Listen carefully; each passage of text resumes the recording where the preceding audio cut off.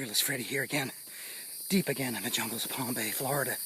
And you know, with all the talk on the news lately about gays and gay marriages, you know, it got me wondering, can animals be gay? So today I decided to venture deep, deep in the jungles here, take a look and see if we can find any gay animals. So why don't you take a look and you be the judge.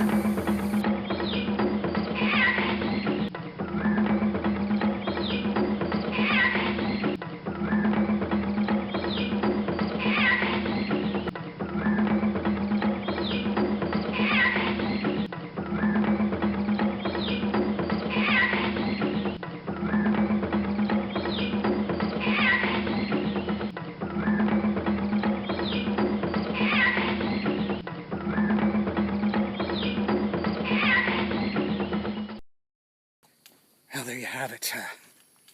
Kind of makes you wonder if Siegfried and Roy's tigers were gay. Well, I wish I could say I had a gay old time, but I didn't. This is Fearless Freddie. Back to the jungle.